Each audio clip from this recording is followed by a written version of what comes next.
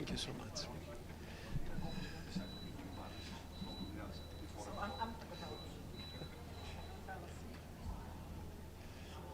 Hello and thank you.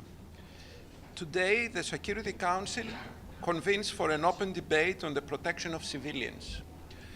Denmark, France, Guyana, Panama, the Republic of Korea, Sierra Leone, Slovenia, the United Kingdom, and my own country, Greece, stand before you today to reflect on the protection of civilians in the light of the pressing global climate crisis and armed conflicts.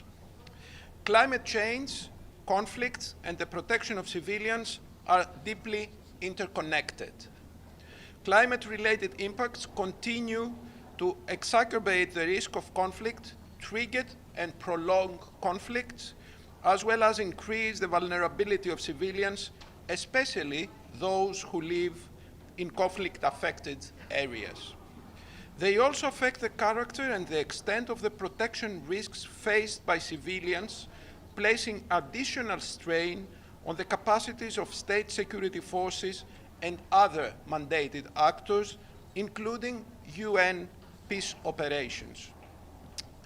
10 out of 12 countries that experience the highest ecological threats are in conflict, while 70% of climate vulnerable countries are the most fragile. The burden falls heaviest on the most vulnerable communities who struggle to protect themselves from these multifaceted and compounding threats. With an estimated 20 million people internally displaced by climate hazards each year, the nexus of conflict, displacement, and climate change leads to constantly evolving protection environments. The vulnerabilities that displaced civilians face, both in transit and in host communities, requires equally adaptive, multi-sectoral protection efforts. The effects of severe flooding, for example, can disrupt access to education, leaving children and youth more vulnerable to recruitment and exploitation by armed actors. Additionally, other persons and persons with disability face unique challenges to mobility and survival in climate-affected areas, particularly where infrastructure and support services are lacking.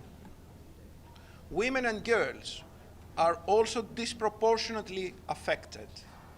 Existing inequalities limit their access to resources such as food, water, land, and adequate housing.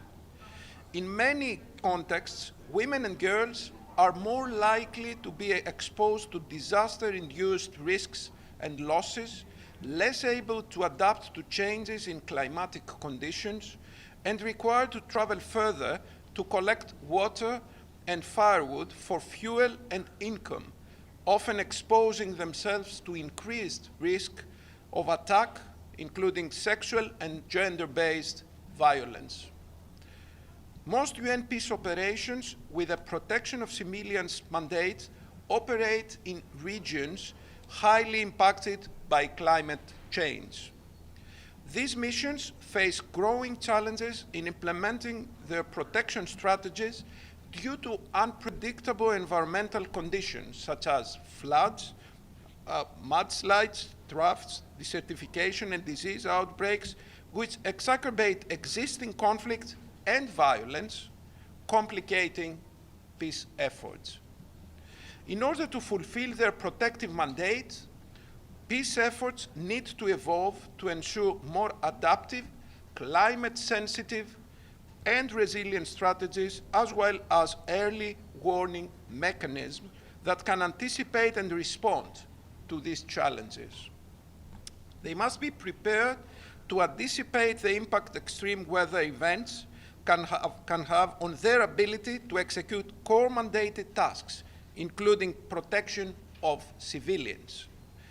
Rather than securitized responses alone, we should prioritize comprehensive, conflict-sensitive strategies that strengthen community resilience, address the root causes of conflict, enhance adaptive capacity, and the protection and assistance needs of the most vulnerable populations.